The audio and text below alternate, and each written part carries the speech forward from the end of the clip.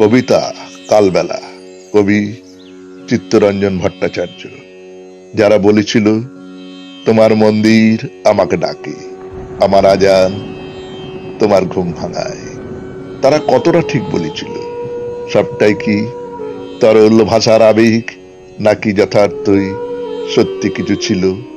ভাবতে ভাবতে প্রাণ বাঁচাতে রাতের আধারে সন্ত্রস্ত এক সন্ন্যাসী গা ঢাকা দিয়ে দিক বিদিক জ্ঞান শূন্য হয়ে খুঁজে ফিরছিলেন নিরাপত্তা। যারা একদিন বাঙালি ও বাংলা ভাষার রক্ষায় বুকের রক্ত দিয়েছিল, তারাই বাজ কোথায়? দিনের আলোর অন্ধকারে ভিটে মাটি পুড়ে হলো খাক।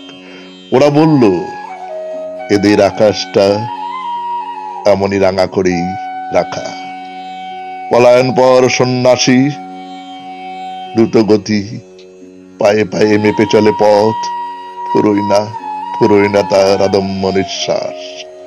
এসে দাঁড়ালেন নিরালা এক দিঘির কাছে।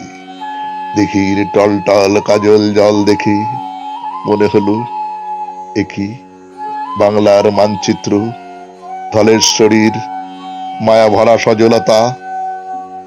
বিচলিত সন্ন্যাসী হাত দিয়ে ছুঁয়ে দেখলেন পদ্ম ফোটানো জল, নীল চক্ষু এই জল অবিরল অশ্রুবাহিনীর অসমাপ্ত কাহিনী। যেন কে দিয়েছে নাম, কে দিয়েছে কথা।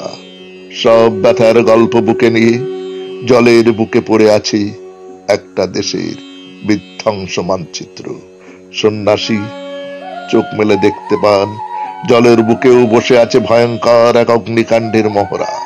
সেখানেই আর কোনো পথ না পেয়ে ঈশ্বরকে সাক্ষী রেখে জলে ডুব দিলেন সন্ন্যাসী।